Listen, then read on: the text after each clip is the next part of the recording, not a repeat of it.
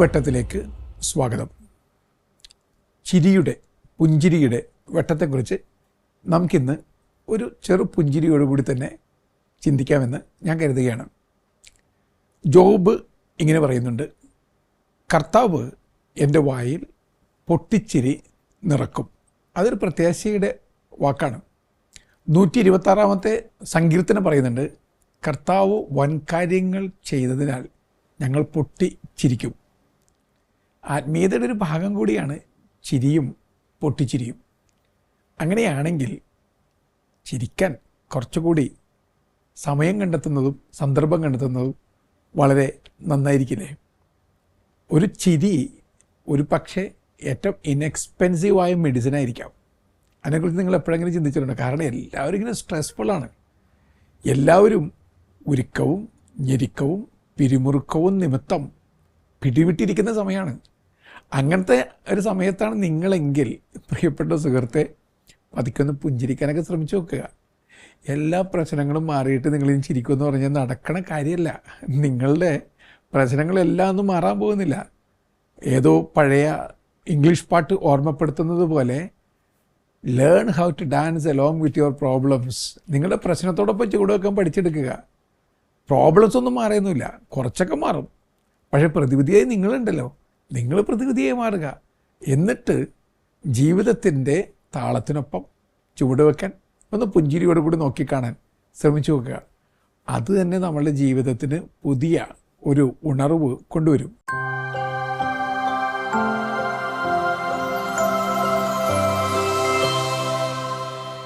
ഇപ്പോൾ വളരെ പ്രചാരത്തിലുള്ള തെറാപ്പിയാണ് ലാഫ്റ്റർ തെറാപ്പി. അത് ചിരി ഒരു മരുന്നാക്കി ചിത്രീകരിച്ചിരിക്കുകയാണ്. ലാഫ്റ്റർ ക്ലബ്ബുകൾ ഒരു 130ഓളം രാജ്യങ്ങളിലുണ്ട്. ആളുകൾ ഒരുമിച്ച് കൊടുക്കുകയാണ് ചിരിക്കാൻ വേണ്ടി. അത് നിങ്ങൾ എന്നോട് ചോദിക്കും, വെറുതെ ഇങ്ങനെ പ്രാന്ത് പിടിച്ച് പോലെ ചിരിക്കുകയാണ്? ചിലപ്പോൾ അങ്ങനെ സംഭവിക്കാം. ഇനി ശരീരത്തിൽ ആർട്ടിഫിഷ്യൽ സ്വരങ്ങൾ ഉണ്ടാക്കി പതുക്കെ ചിരി വന്നെന്ന് വരാം. നിങ്ങളിപ്പോൾ ഹാ ഹാ ഹാ ഹോ ഹോ ഹോ എന്ന് പറഞ്ഞു തുടങ്ങിയിട്ടുണ്ടെങ്കിൽ പതുക്കെ അതിൻ്റെ ഒരു അനുരണനത്തിൽ നിങ്ങളുടെ മൊത്തം ഇൻറ്റേർണൽ സിസ്റ്റം പ്രവർത്തിച്ച് നിങ്ങൾക്ക് ചിരിയുടെ അനുഭവം ഉണ്ടാവും. അപ്പോൾ ചിരി ക്ലബ്ബുകളൊക്കെ ഇപ്പോൾ എല്ലായിടത്തും ഉണ്ട്. ഇനി ആശുപത്രികളിലെ പുതിയൊരു സങ്കേതം എന്താണ്? ക്ലൗൺ തെറാപ്പി എന്നൊരു സങ്കേതമുണ്ട്. അതെന്താണത്? അതായത് ക്ലൗൺസിനെ, വിദൂഷക വേഷം അണിഞ്ഞ ആളുകളെ, ജോക്കേഴ്സിനെ രോഗികൾക്കിടയിലേക്ക് കൊണ്ടുവന്നു. പ്രത്യേകിച്ച് കിഡ്സിനെ, ഈ ടെർമിനൽ അസുഖം ബാധിച്ച കുട്ടികളെ ട്രീറ്റ് ചെയ്യാൻ വേണ്ടി ഇങ്ങനെയുള്ള ആളുകളെ കൊണ്ടുവരും. അതിൻ്റെ റിസൾട്ട് എന്താണെന്നറിയോ? ഈ ക്ലൗൺസ് വന്ന തമാശകളൊക്കെ പറഞ്ഞ് ചിരിപ്പിച്ച് കുഞ്ഞുങ്ങളുടെ ഉള്ളിൽ പെട്ടെന്ന് തന്നെ മാറ്റം വരികയാണ്. രോഗപ്രതിരോധ ശക്തി 10 മടങ്ങ് വർദ്ധിക്കുകയാണ്. അങ്ങനെ മാറ്റങ്ങൾ ഉണ്ടാകുന്നുണ്ട്. അവിടെ ശാസ്ത്രീയമായി അപഗ്രഥനം ചെയ്യുമ്പോൾ എന്താ സംഭവിക്കുക? രോഗി ചിരിക്കുമ്പോൾ അയാളുടെ അറ്റൻഷൻ മാറും. അയാളുടെ പ്രശ്നങ്ങളിൽ കുടുങ്ങിക്കിടക്കുകയാണ്. ഈ പ്രശ്നത്തിൻ്റെ തൂക്കുകയറിൽ കുടുങ്ങിക്കിടന്ന് ജീവനും മരണത്തിനും ഇടയിലുള്ള നിമിഷങ്ങൾ എണ്ണിക്കൊണ്ടിരിക്കുന്ന ആൾ പലപ്പോഴും രോഗി, പ്രത്യേകിച്ചും വല്ലാത്ത ടെർമിനൽ സിക്നെസ് ആണെങ്കിൽ. അങ്ങനെയുള്ള അയാൾ പെട്ടെന്നൊന്ന് അറ്റൻഷൻ മാറ്റുകയാണ്. ഇവിടെ ഒരാൾ തമാശകൾ പറയുന്നു, ചിരിപ്പിക്കുന്നു, തലകുത്തി മറിയുന്നു, അറിയാതെ അറ്റൻഷൻ മാറുന്നു. രോഗത്തിൽ നിന്നും പ്രസാദാത്മകമായ ഒന്നിലേക്ക് നിങ്ങളുടെ അറ്റൻഷൻ മാറുമ്പോൾ തന്നെ രോഗം കുറച്ച് കുറയും. പൂർണ്ണമായിട്ട് മാറുമെന്നല്ല, കുറച്ച് കുറയും. 2, നിങ്ങളിങ്ങനെ അറിയാതെ പൊട്ടിച്ചിരിക്കുമ്പോൾ ഒരു ഇൻറ്റേർണൽ മസാജ് സംഭവിക്കും. ഇൻറ്റേർണൽ മസാജ് സംഭവിക്കുമ്പോൾ നിങ്ങളുടെ ബ്ലഡ് സർക്കുലേഷൻ കൂടും. ബ്ലഡ് സർക്കുലേഷൻ കൂടുമ്പോൾ നിങ്ങളുടെ ഉള്ളിലേക്കുള്ള ഓക്സിജൻ ഇൻടേക്ക് കൂടും. ഓക്സിജൻ ഇൻടേക്ക് കൂടുമ്പോൾ നിങ്ങളുടെ ഉള്ളിലുള്ള പ്യൂരിഫിക്കേഷൻ പ്രോസസ്സ് കൂടും. പ്യൂരിഫിക്കേഷൻ പ്രോസസ്സ് കൂടുമ്പോൾ നിങ്ങളുടെ ഇൻറ്റേർണൽ ഓർഗൻസ് സിസ്റ്റം മൊത്തത്തിൽ റിഫ്രഷ്ഡ്, റിജുവിനേറ്റഡ് ആക്കപ്പെടും. മൊത്തത്തിൽ ഒരു പുതിയ തുടക്കുകയാണ്. അവ ചിരി നിങ്ങളെ വീണ്ടെടുക്കുകയാണ്. അതുകൊണ്ട് ചിരിയിലൂടെ നമ്മളെ തന്നെ വീണ്ടെടുക്കാൻ ശ്രമിച്ചു നോക്കാം. ഇനി ശാസ്ത്രീയ പഠനങ്ങളനുസരിച്ച് ചിരിപ്പിക്കുന്ന അനുഭവങ്ങളിലൂടെ കടന്നു പോകുന്നവർക്ക് BP കൃത്യമായ ലെവലിലായിരിക്കും.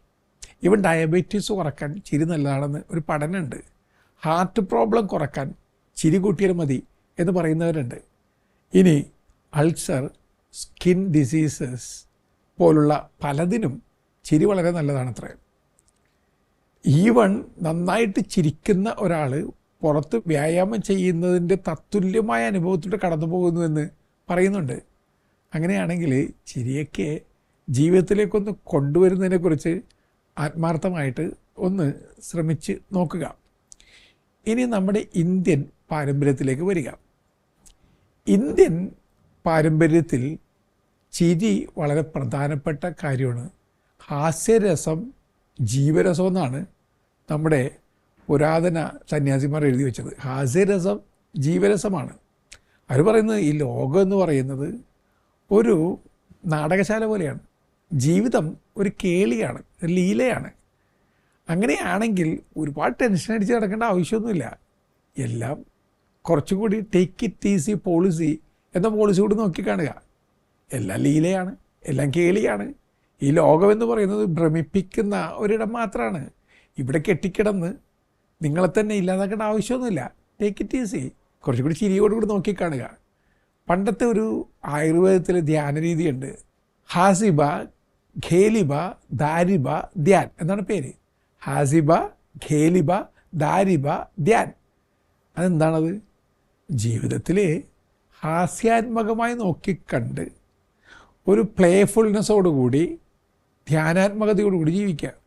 അതാണ് നല്ല മെഡിറ്റേറ്റീവ് ലൈഫ് സ്റ്റൈൽ. ഇപ്പം നിങ്ങളെ ചിരിപ്പിക്കുന്ന കുറേ കാര്യങ്ങൾ ഓർത്തു കഴിഞ്ഞാൽ നിങ്ങൾക്ക് ചിരിക്കാൻ പറ്റും. ചിരിപ്പിക്കുന്ന കാര്യങ്ങളെന്ന് പറയുമ്പോൾ നിങ്ങൾ കുഞ്ഞുങ്ങളെയൊക്കെ ഒന്ന് ഓർത്ത് നോക്കും. നിങ്ങൾ വല്ലാതെ ദേഷ്യപ്പെട്ടിരിക്കുകയാണ്. പെട്ടെന്നൊരു കുഞ്ഞ് അടുത്തു വന്ന് കുഞ്ഞിൻ്റെതായ രീതിയിൽ കോമിക് കാണിക്കുമ്പോൾ നിങ്ങളറിയാതെ പൊട്ടിച്ചിരിച്ചു പോകും. നിങ്ങൾ പൊട്ടി തകർന്ന് തരിപ്പണമായിട്ട് ആരോടൊക്കെയുള്ള ദേഷ്യം നിമിത്തം നിങ്ങളെ തന്നെ കില്ല് ചെയ്തുകൊണ്ടിരിക്കുന്ന സമയത്താണ് ഒരു കുഞ്ഞ് വന്നത്.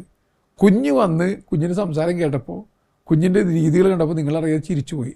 എത്ര സമയത്താണ് ദൈവം ഈ കുഞ്ഞെന്ന മാലാഖ അയച്ചിട്ടുള്ളത്? എനിക്ക് പറയാനുള്ളത്, പ്രിയപ്പെട്ട ചങ്ങാതി, നിങ്ങൾക്ക് ചിരിക്കണം എന്നുണ്ടെങ്കിൽ, സ്വയം ചിരിക്കാൻ നിങ്ങൾക്ക് പറ്റുന്നില്ലെങ്കിൽ കൊച്ചുങ്ങളോടൊപ്പം കുറേ സമയം ചിലവഴിക്കുക. അറിയാതെ ഈ ദാർഢ്യഭാവങ്ങൾ, പുറത്തുള്ള ശീലകളൊക്കെ അലിഞ്ഞില്ലാതാവും. അകത്തൊരു പുഴയൊഴുക്ക് തുടങ്ങും. നിങ്ങൾ നിങ്ങളെ തന്നെ വീണ്ടെടുക്കും. കുഞ്ഞുങ്ങളോടൊപ്പം ചിലവഴിക്കണം. അച്ഛനിങ്ങനെ ഘോരം ദീർഘമായിട്ട് പ്രസംഗിച്ചുകൊണ്ടിരിക്കുകയാണ്. അപ്പോൾ തൊട്ടുമുന്നിരിക്കുന്ന വൃദ്ധൻ നല്ല ഉറക്കത്തിലായി. വൃദ്ധൻ്റെ തൊട്ടടുത്തിരിക്കുന്ന കുട്ടിയോട് അച്ഛൻ പറഞ്ഞു, എഴുന്നേൽപ്പിക്ക് അയാളെ. അപ്പോൾ കുഞ്ഞ് നിഷ്കളങ്കതയോട് പറഞ്ഞു, അങ്ങല്ലേ ഉറക്കിയത്, അങ്ങനെ എഴുന്നേൽപ്പിക്ക്. ഇതൊരു കൊച്ചിൻ്റെ റിയാക്ഷനാണ്. ഈ റിയാക്ഷൻ കണ്ടു കഴിയുമ്പോൾ നമുക്കൊരു ചിരി വരും. ആ കുഞ്ഞിനെ പോലെ ആയി തീരുമ്പോൾ അകത്ത് ചിരിയുടെ ഒരു ഉത്സവം ആരംഭിക്കുകയാണ്. പണ്ടത്തെ പാട്ടുണ്ട്, ചിരിക്കാൻ ചിരിച്ചുകൊണ്ടിരിക്കാൻ, ചിരിയുടെ അമിട്ടിന് തിരികൊളുത്താം, കണ്ണുനീരിന് ടാറ്റ. അതിൽ ജീവിതത്തിലെല്ലാ കണ്ണീരിന് നിങ്ങൾക്ക് ടാറ്റ കൊടുത്ത് മാറ്റിക്കളയാൻ പറ്റില്ല. പക്ഷേ ആലോചിച്ച് നോക്കിയേ, നിങ്ങൾ കരയുന്ന പല കാരണങ്ങൾക്കും യഥാർത്ഥ കാരണമുണ്ടോ? ആലോചിച്ച് നോക്കിയേ, നിങ്ങൾ കരയുന്നത് യഥാർത്ഥത്തിൽ കരയേണ്ട കാര്യത്തിന് വേണ്ടിയാണോ? നിങ്ങൾ വെറുതെ കരഞ്ഞുകൊണ്ടിരിക്കും. വൈകുന്നേരം ഇപ്പോൾ മനസ്സിലാക്കിയത് കരയേണ്ട ആവശ്യമൊന്നുമില്ലാത്ത ഒരു കാര്യത്തിന് വേണ്ടിയാണ് ഇത്രയും സമയം ചിലവഴിച്ചതെന്ന്. അപ്പോൾ എൻ്റെ പ്രിയപ്പെട്ട സുഹൃത്തെ, നമ്മൾ പലപ്പോഴും സങ്കടപ്പെടുന്നത്, കരയുന്നത്, ദേഷ്യപ്പെടുന്നത് ഒരിക്കലും സംഭവിക്കാത്ത ചില കാര്യങ്ങളെക്കുറിച്ച് ഓർത്തിട്ടൊക്കെയാണ്, അല്ലെങ്കിൽ എക്സാജറേറ്റഡ് ചെയ്ത കാര്യങ്ങളെക്കുറിച്ച് ഓർത്തിട്ടാണ്. അങ്ങനെയാണെങ്കിൽ റിയാലിറ്റിയായിട്ട് കണ്ടിട്ട് ചിരിയുടെ വഴിയിലൂടെ നടക്കുന്നത് കുറച്ചുകൂടി നല്ലതായിരിക്കില്ലേ? വളരെ സങ്കീർണമായ ചില രോഗങ്ങൾക്ക് പോലും പ്രതിവിധി ചിരിയാണെന്ന് ഡോക്ടർമാർ പഠിച്ച് പ്രബന്ധ ഗ്രന്ഥങ്ങൾ എഴുതിയിട്ടുണ്ട്. നോർമൻ കസിൻസാണ് ഈ ലാഫ്റ്റർ തെറാപ്പി, ഹ്യൂമർ തെറാപ്പി ആളുകൾക്കിടയിലേക്ക് കൊണ്ടുവന്ന ആൾ. നോർമൻ കസിൻസിന് വളരെ തീവ്രമായ സാംക്രമികമായ രോഗം വന്നു.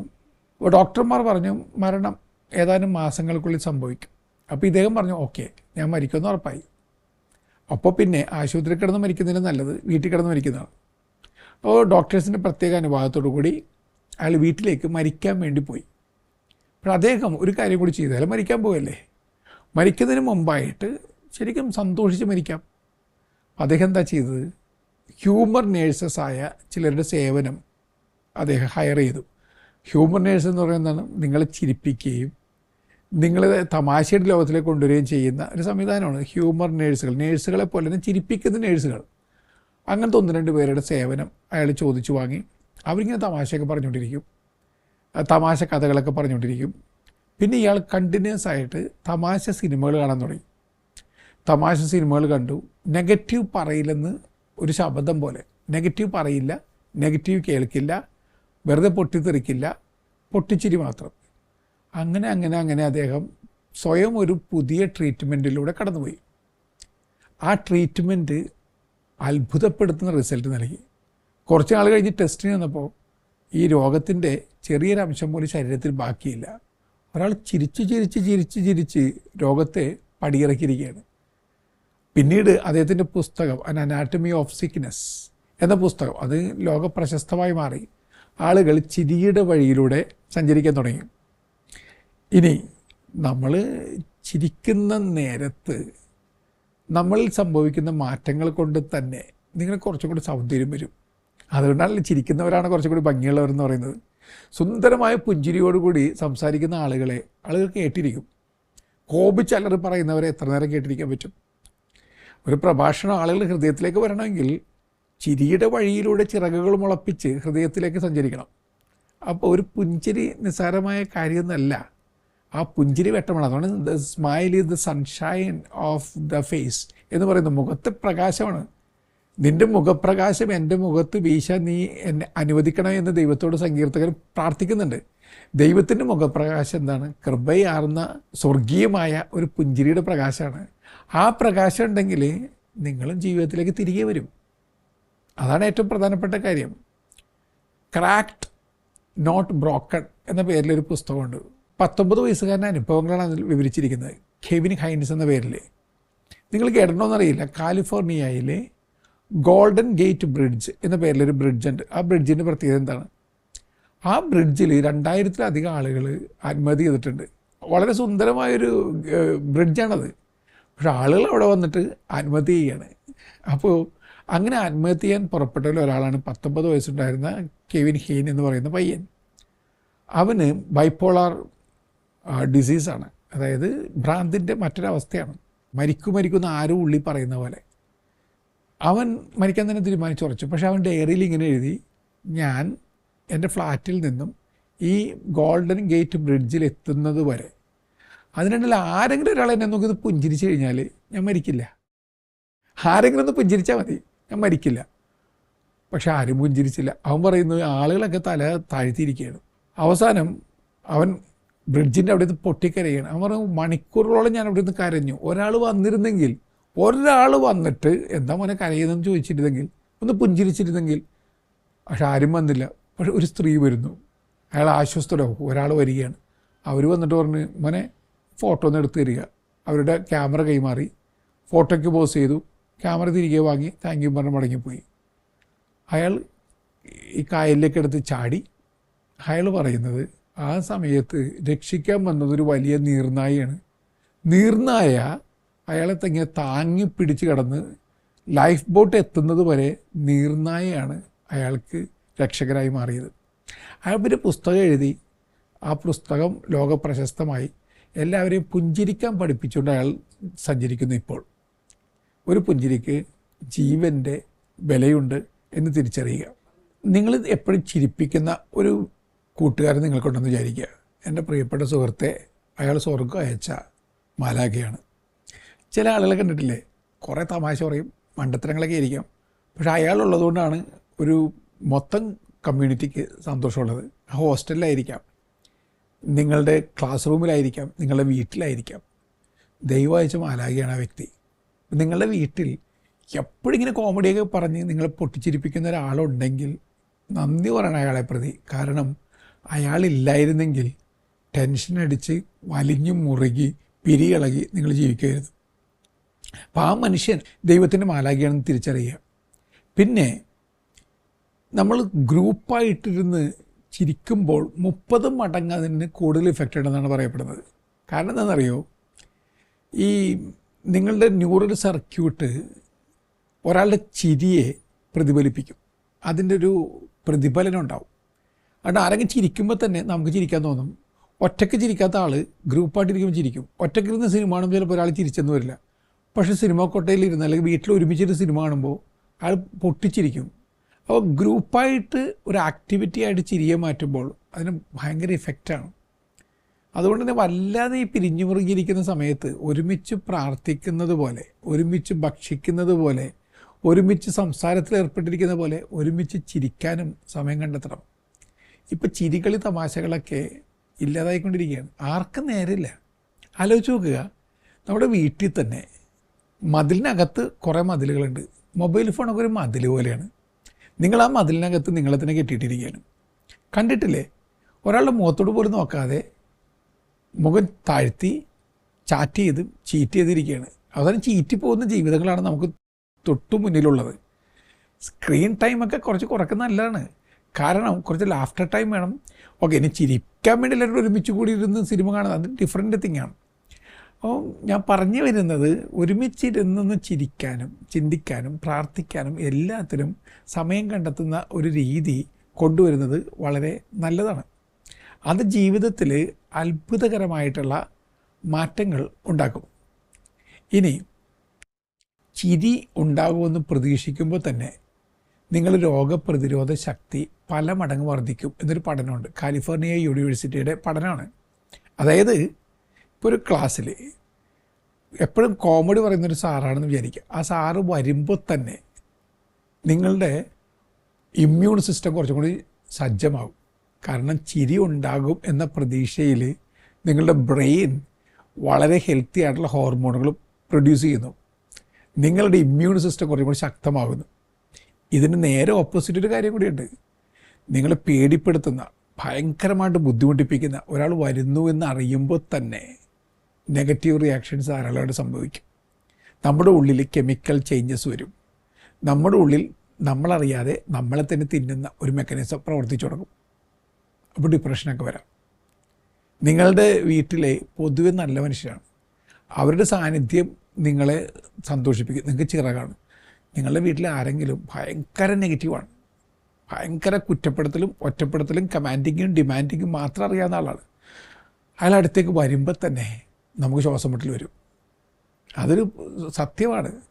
നമ്മുടെ ശരീരത്തിൻ്റെ 2-3 ഇഞ്ച് വ്യാസത്തിൽ എത്തറിക് ബോഡി എന്നൊരു ബോഡിയുണ്ട്.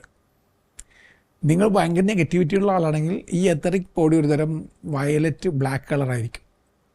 നിങ്ങൾ വളരെ പോസിറ്റീവായ ആളാണെങ്കിൽ ഇതൊരു യെല്ലോ വൈറ്റ് കളറായിരിക്കും. അതുകൊണ്ടാണ് നമ്മൾ ഈശോയുടെയൊക്കെ രൂപം വരക്കുമ്പോൾ ഹാലോ ചിഹ്നം വരക്കുന്നത്. അതൊരു യാഥാർത്ഥ്യം കൂടിയാണ്. ദൈവികമായ യാഥാർത്ഥ്യം മാത്രമല്ല, സാധാരണ ജീവിതത്തിലെ യാഥാർത്ഥ്യമാണത്. അപ്പോൾ അങ്ങേയറ്റം നന്മ നിറഞ്ഞ, സ്നേഹം നിറഞ്ഞ, കരുണ നിറഞ്ഞ, പുഞ്ചിരി നിറഞ്ഞ ഒരാൾ അടുത്തോട്ട് വരുമ്പോൾ നമുക്ക് സന്തോഷം വരും. കാരണം അയാളുടെ എത്തറിക് ബോഡി നിങ്ങളെ സ്പർശിക്കുന്നു. ഭയങ്കര കോപാകുലനായ, ദേഷ്യമുള്ള, എപ്പോഴും കുറ്റം പറയുന്ന ഒരാൾ അടുത്തോട്ട് വരുമ്പോൾ അയാളുടെ എനർജി നിങ്ങളുടെ പോസിറ്റിവിറ്റിനെ കീഴ്പ്പെടുത്തും. നിങ്ങളുടെ കോട്ടകളെ കീഴ്പ്പെടുത്തി നിങ്ങളുടെ അകത്തേക്ക് വന്ന് നിങ്ങളെ തിന്നുകൊണ്ടിരിക്കും. അങ്ങനെയാണ് മൂഡ് ഓഫ് വരുന്നത്. ചില ആളുകൾ അടുത്തോട്ട് വരുമ്പോൾ തന്നെ മൂഡ് ഓഫ് വരുന്നതിൻ്റെ കാര്യം ഇപ്പോൾ മനസ്സിലായില്ലേ? ഇത് മനസ്സിലാക്കിക്കൊണ്ട് അങ്ങനെയുള്ള ആളുകളുടെ അടുത്തേക്ക് പോകരുത്. എപ്പോഴും കുറ്റം പറയുന്ന, എപ്പോഴും പരദൂഷണം പറയുന്ന, എപ്പോഴും നിരാശ കൊണ്ട് സംസാരം നടത്തുന്ന, എപ്പോഴും നെഗറ്റീവ് ടോക്ക് മാത്രം നടത്തുന്ന ആളുകളുടെ അടുത്തുനിന്ന് മാറിപ്പോണം. നെഗറ്റീവ് ടോക്ക് ഭയങ്കര പ്രശ്നമാണ്. ഒരാൾ മേശപ്പുറത്ത് എഴുതിച്ചിട്ടുണ്ട് ഗോസിപ്പ് പ്രൊഹിബിറ്റഡ് ഏരിയ. നമ്മൾ പുകവലി വിരുദ്ധ സ്ഥലം എന്നൊക്കെ പറഞ്ഞ് എഴുതി വെച്ചേക്കാൻ പോലെ this is a gossip prohibited area, പരദൂഷണ രഹിത സ്ഥലമാണെന്ന്.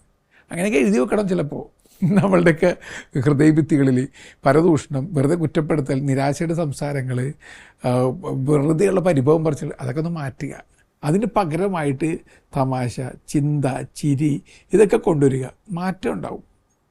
അവസാനമായിട്ട് എന്നെ കേൾക്കുന്ന പ്രിയപ്പെട്ടവരെ, സത്യത്തിൽ ഇത്രയ്ക്കേറെ പൊട്ടിക്കരയാനും, ഇത്രയ്ക്കേറെ പരിഭവിക്കാനും, ഇത്രയ്ക്കേറെ ജീവിതത്തിൽ പരാതി പറയാനും നമുക്ക് അത്ര കുറവുണ്ടോ? ആലോചിച്ച് നോക്കിയേ. എന്നെ കേട്ടുകൊണ്ടിരിക്കുന്ന നിങ്ങൾക്ക് കേൾക്കാനുള്ള ചെവിയുണ്ട്. അതൊരു ബ്ലെസ്സിങ് അല്ലേ? കേൾക്കാൻ പറ്റാത്ത എത്ര പേരുണ്ട്? എന്നെ കണ്ടുകൊണ്ടിരിക്കുന്ന നിങ്ങൾക്ക് കാണാൻ പറ്റുന്നില്ലേ? കണ്ണില്ലാത്ത എത്രയോ പേരുണ്ട്. ഇനി എന്തെങ്കിലും പറയുന്ന കേൾക്കാൻ ബുദ്ധി പ്രവർത്തിക്കുന്നില്ലേ? ബുദ്ധിമാന്ദ്യം വന്ന ബുദ്ധിയെ പ്രവർത്തിക്കാത്ത എത്രയോ പേരുണ്ട്. എന്നോട് ഇരുന്നുകൊണ്ട് കേൾക്കുന്ന നിങ്ങൾക്ക് ഇരിക്കാനെങ്കിലും പറ്റുന്നില്ലേ? കിടപ്പ് രോഗികളായി മാറിയ എത്രയോ പേരുണ്ട്. ഇനി കിടപ്പ് രോഗികളായിട്ട് അനങ്ങാൻ പറ്റാത്തവർ എത്രയോ പേരുണ്ട്. അപ്പോൾ എൻ്റെ പ്രിയപ്പെട്ടവരെ, നിങ്ങളെ ബ്ലെസ്സിങ് ഉണ്ടുമ്പോൾ അറിയാതൊരു ചിരി വരും. അറിയാതെ നിങ്ങൾ ദൈവത്തിൻ്റെ ചൈതന്യമുള്ള മനുഷ്യരായിട്ട് മാറും. ഒരാൾ കിടപ്പ് രോഗിയായിട്ട് ഇങ്ങനെ കിടക്കുകയാണ്, പണ്ടത്തെ ഓട്ടക്കാരനും ചാട്ടക്കാരനും എല്ലാമായിരുന്നു. അവനിപ്പോൾ കിടന്ന കിടപ്പിലാണ്. അപ്പോൾ കൂട്ടുകാരവനോട് പറയടാ, നിനക്ക് എങ്ങനെയാടാ മോനെ ഇപ്പോഴും ഇങ്ങനെ പുഞ്ചിരിക്കാൻ പറ്റണത്? അപ്പോൾ അവൻ ഭിത്തിയിലൊരു കുരിശ് രൂപമുണ്ട്, അതിലേക്ക് ഇങ്ങനെ കഴുത്ത് നീട്ടിയിട്ട് പറഞ്ഞു, കർത്താവിനെ നോക്കിക്കിടക്കാൻ പറ്റും, എല്ലാം ഓക്കെയാണ്. ഇതാണ് വളരെ സിമ്പിൾ തിയോളജിയാണ്. കർത്താവിനെ നോക്കിക്കിടക്കാൻ സാധിക്കുമ്പോൾ ഒരു പ്രശ്നമല്ല, എല്ലാം ഓക്കെയാണ്. ഇതാണ് ആറ്റിറ്റ്യൂഡ് എന്ന് പറയുന്നത്. അവൻ പുഞ്ചിരിച്ചതിനോട് കിടക്കുകയാണ്. പുഞ്ചിരിക്കുന്ന പ്രചോദനമായിട്ട് ആ കിടക്കയെന്ന് പറയപ്പെടുന്ന വിമലാലയത്തിൽ അവൻ കിടക്കുകയാണ്. അവൻ ഇങ്ങനെയൊക്കെയല്ലേ മനുഷ്യർ ജീവിതത്തെ നോക്കിക്കാണുന്നത്. മദർ തെരേസയുടെ അടുക്കൽ രോഗികൾ ശുശ്രൂഷിക്കാൻ വേണ്ടി ഒരു സ്ത്രീ വന്നു. തുടക്കത്തിൽ നല്ല ആഗ്രഹം ഉണ്ടായിരുന്നു. അവർക്ക് എല്ലാവർക്കും വേണ്ടി നിന്നെരിഞ്ഞ് കത്തിപ്പടർന്ന് മെഴുകുതിരി പോലെ പ്രകാശം പരത്തി ജീവിക്കണം എന്നൊക്കെയാണ് ആഗ്രഹം. ഇവിടെ കുറച്ച് കഴിഞ്ഞപ്പോൾ പരാതിയായി, പരിഭവങ്ങളായി, പരാതി പെട്ടിയായി, പരിഭവത്തിൻ്റെ ഘനീഭവിച്ച മേഘം പോലെ. എപ്പോൾ നോക്കിയാലും മഴ, പിന്നെ ഇടിമിന്നൽ, ഇടിമുഴക്കം, ഏത് സമയത്തും ഇവർ പൊട്ടിത്തെറിക്കാം. ഒരു ദിവസം മദർ തെരേസ ഇവരെ കറക്റ്റ് ചെയ്യുന്ന രംഗം ഞാൻ എൻ്റെ നേർക്കാഴ്ചയായിട്ട് കണ്ടാണ്. ഇവർ ഇങ്ങനെ പരാതി പറഞ്ഞുകൊണ്ട് ദേഷ്യപ്പെട്ട് വലിഞ്ഞു മുറുകിയ മുഖത്തോടുകൂടി ഇരിക്കുകയാണ്. മദർ തെരേസ വളരെ ശാന്തമായിട്ട് അവരുടെ അടുത്തേക്ക് ചെന്നു. എന്നിട്ട് പറയുകയാണ്, sister Dorothy, there are so many people without eyes. കണ്ണില്ലാത്ത ഒരുപാട് പേരുണ്ട്. There are so many people without their legs and hands. കൈയും കാലും ഇല്ലാത്തവർ ഒരുപാട് പേരുണ്ട്. There are so many people who can not hear. കേൾവിയില്ലാത്തവർ ധാരാളം പേരുണ്ട്. Who can not talk. സംസാരിക്കാൻ പറ്റാത്തവരുണ്ട്. Look at U. നീ നിന്നെ നോക്കിയേ. നിനക്ക് കണ്ണുണ്ട്, കാതുണ്ട്, ചെവിയുണ്ട്, നിനക്ക് വായുണ്ട്, നിനക്ക് ബുദ്ധിമാന്ദ്യമില്ല, കൈകാലുകളുണ്ട്, എല്ലാം ഉണ്ട്. മദർ തെരേസ പറഞ്ഞു, that being the case sister Dorothy, you don't have a right to be unhappy. അൺഹാപ്പിയാകാൻ നിനക്ക് അവകാശമില്ല. ഇതാണ് പാഠം. അവകാശമില്ല നമുക്കൊക്കെ. കരയിൽ എന്ത് അവകാശമുണ്ട്? ഇത്രയൊക്കെ ദൈവം തന്നിട്ടില്ലേ? യഹോവ ഇത്രയ്ക്ക് നിങ്ങൾ വഴി നടത്തിയിട്ടില്ലേ? നിങ്ങളുടെ കുടുംബത്തിൽ ഇത്രയ്ക്ക് അനുഗ്രഹിച്ചിട്ടില്ലേ? എന്നിട്ടും ഇതിനെക്കുറിച്ചാണ് കരഞ്ഞുകൊണ്ടിരിക്കുന്നത്. ഒരാൾ കവിത കുറിച്ചു, ഇന്നലെ വരെ ഞാൻ എൻ്റെ ചെരുപ്പിനെക്കുറിച്ച് പരാതി പറഞ്ഞിരുന്നു. ഇന്നലെ കാലില്ലാത്ത ഒരാളെ കണ്ടു, അതോടെ ചെരുപ്പിനെ കുറിച്ചുള്ള പരാതി ഞാൻ നിർത്തി. ഇന്നലെ വരെ ഞാൻ എൻ്റെ കണ്ണടയെക്കുറിച്ച് പരാതി പറഞ്ഞിരുന്നു. ഇന്നലെ ഞാൻ കണ്ണില്ലാത്ത ഒരാളെ കണ്ടു, അതോടുകൂടി കണ്ണടയെക്കുറിച്ചുള്ള പരാതി നിർത്തി. എൻ്റെ പ്രിയപ്പെട്ടവരെ, എല്ലാം ഉണ്ടായിരുന്നിട്ടും പരാതി പറഞ്ഞ് പരിഭവം പറഞ്ഞ് കരഞ്ഞിരിക്കുന്നതിന് പകരം ഇരുട്ടൂറിന്ന് എഴുന്നേറ്റിട്ട് ലോകത്തെ നോക്കി ഒന്ന് പുഞ്ചിരിക്കുക. നിങ്ങളുടെ പ്രശ്നങ്ങളെ നോക്കി പുഞ്ചിരിക്കുക, ദൈവത്തെ നോക്കി പുഞ്ചിരിക്കുക, എന്നിട്ടൊരു പുഞ്ചിരി പോലെയായി മാറുക. നല്ല യാത്ര നേരുന്നു.